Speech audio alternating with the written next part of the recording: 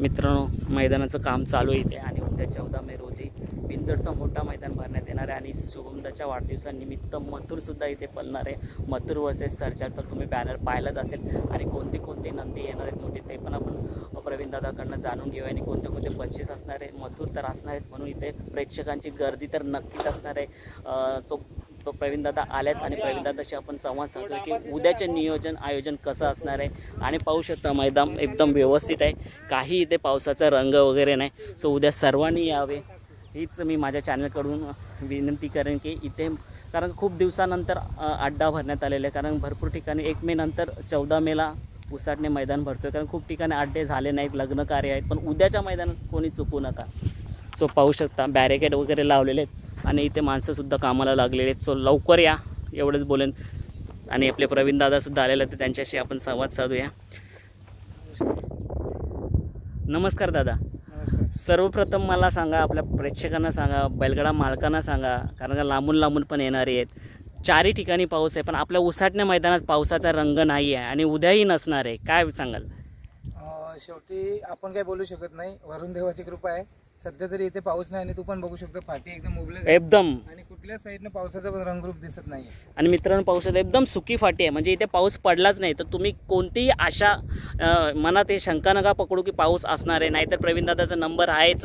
दादा काय बोलाल, उद्याचं नियोजन कसं असणार आहे? कारण का 14 मेचा उद्याचा मोठा मैदान होणार आहे, कारण का 1 मे रोजी जो मैदान झाला होता तेव्हा 2 मैदानं होते, एक घाटावरती 3 फेऱ्याचा होता, त्याच्यामुळे संख्या कमी होती, पण आता उद्याच्या मैदानात खूप नोंदणी झालेली आणि खूप मोठमोठी नंदी येणार आहेत, काय बोलाल? हो, उद्यासाठी प्रेक्षणीय शर्यती पण भरपूर जमलेल्या आहेत आणि आपल्या सर्वांचा लाडका मथुर याची शर्यत पण जमलेली, म्हणजे मथुरची एकदा शर्यत जमली का पूर्ण आपली मुंबई उलटून येणार आणि बाकीची मोठी बैल आहेत ती सुद्धा उद्या उपस्थिती असणार आहे त्यांची। नक्कीच दादा, मिलिंद शेठ पाटील यांचा भुंगा सुद्धा असणार आहे का? हो, सस्पेंड आहे। मिलिंद शेठचा मला कॉल आला होता, म्हणजे कदाचित त्यांचा भुंगा सुद्धा असणार आहे आणि बाकी डोंगरे वगैरे आणि आपल्या भागातली आपल्या मुंबईतली जेवढी पण बैल आहेत 1-2 बैल वगळता सर्व बैल उद्या तुम्हाला दिसणार आहेत। नक्कीच। आणि दादा मी मागच्याच बाईटमध्ये तुम्हाला बोललो होतो तुमच्याशी की तुमची इच्छा होती की आपल्या मैदानात की इच्छा आहे की बकासूर इथे यावा आणि तुमचं बोलणं सुद्धा झालेलं आहे तसं, तर उद्याच्या मैदानात असणार आहे का बकासूर? तुझ्या व्हिडिओद्वारे मी सांगू इच्छितो, बकासूर पळणं हा आमच्यासाठी सौभाग्याची गोष्ट आहे आणि आमचं स्वप्न आहे कमिटीचा का बकासूर इथे दरवर्षी येतो। यावर्षी अजून आला नाही, पण सचिन शेटला माझी एक रिक्वेस्ट असणार, तुम्ही बैलाची शर्यत करा अगर नका करू, पण बकासूर उसाटण्या मैदानामध्ये एकदा तरी आला पाहिजे। नक्कीच दादा। आणि उद्याचं कसं काय नियोजन, कसं काय, का किती वाजता सुरू होणार शर्यत आणि काय काय बक्षीस आहे? उद्या सर्वांना आव्हान करेन, कारण पावसाचे सावट पण आपल्याकडे आहे, त्याच्यामुळे सर्वांनी लवकर या आणि लवकर घरी जा। आणि दुसरी गोष्ट, बक्षीस आपण 1 ते 7 नंबर बक्षीस ठेवलेले आहेत, अनुक्रमे जेवढ्या मोठ्या शर्यती होतील त्यांनाच आपण बक्षीस देणार आहोत।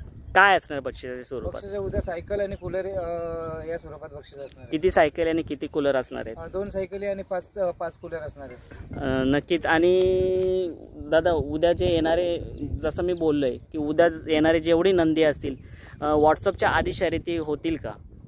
हो, मी स्वतः जेवढ्या व्हॉट्सअपला गाड्या जमलेल्या आहेत त्यांना शक्यतो रात्री स्वतः कॉल करणार आहे आणि त्यांना पण समजेल, कारण पावसाचं सावट सर्व ठिकाणी असल्या कारणाने प्रत्येकजण गाडा मालक हा लवकर यायचा प्रयत्न करेल आणि आम्ही सुद्धा त्यांना कॉल करू। साधारणतः व्हॉट्सअपवरती किती शर्यती जमलेल्या आहेत दादा? सध्या तरी 20 ते 30 गाड्या साधारणतः व्हॉट्सअपवर शर्यती जमलेल्या आहेत आणि त्या सर्व बऱ्यापैकी मोठ्याच गाड्या जमलेल्या आहेत। आणि नेहमीप्रमाणे टोकन पद्धतीनेच आपला नंदी तिथे जाणार का? टोकन प्रमाणे आम्ही प्रयत्न करतो, पण तुला पण माहिती आहे, तुझ्या माहितीसाठी सांगतो, उसाटणं मैदान बोललं तर आपट गाडा मालक येतात आणि तेवढेच नंदी सुद्धा येतात, त्याच्यामुळे टोकन सिस्टम आम्ही ठेवणारच आहोत, पण 4 नंतर जी लोकांची गर्दी होते, म्हणून उद्या सर्वांना मी आवाहन करेन का जेवढ्या लवकर येता येईल तेवढ्या लवकर या तुम्ही, कारण का पावसाचा पण सावट आहे, जेवढ्या लवकर आपले बैल होतील, आपला नंदी धावायला जातील तेवढंच लवकर, कारण का कधी पाऊस येईल ते सांगता नाही येत। हो, त्याच्या वरुणराजाच्या पुढे आपण काही करू शकत नाही, म्हणून सर्वांना विनंती करेन लवकर या आणि लवकर गाड्या हाकला आणि वातावरण पण कसं सुबक आहे, मस्त आहे आणि बैलाला पळण्यासारखं वातावरण आहे।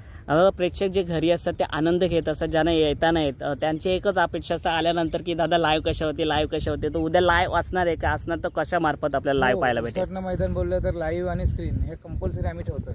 लाईव्ह उद्या MTC लाईव्ह असणार आहे आणि स्क्रीन पण असणार आहे उद्या। कोणता लाईव्ह म्हटलं दादा? MTC live. MTC लाईव्ह असणार आहे। नक्कीच दादा, ती उद्याच्या मैदानासाठी शुभेच्छा आणि वरुण राजाचा आशीर्वाद आपल्यावरती असणार आणि एक चांगला आणि मोठा मैदान होणार आहे. कारण की 1 मेला नाही शक्य झालं ते, पण नक्कीच हा 14 मे रोजी भरपूर नंदी येतील, मोठमोठे नंदी येतील, भुंगासुद्धा असेल, मथुरसुद्धा असेल. आणि आमची इच्छा आहे की ह्या चॅनलमार्फत सचिन शेठ घरत दादा यांनी ऐकावं आणि बकासूरला इथे घेऊन यावं.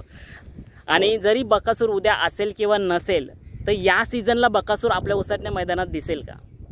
हो, आणि 100% उसरण्या मैदानात माझा 18चं मैदान शेवटचं असणार आहे परमिशनने. कारण सर्वांना सांगतोय का परमिशन काढायला 15 ते 20 दिवस लागतात आणि परमिशनचा खर्च सध्या अपाट आहे. त्याच्यामुळे 18चं मैदान लिगली मैदान हा शेवटचा असणार आहे.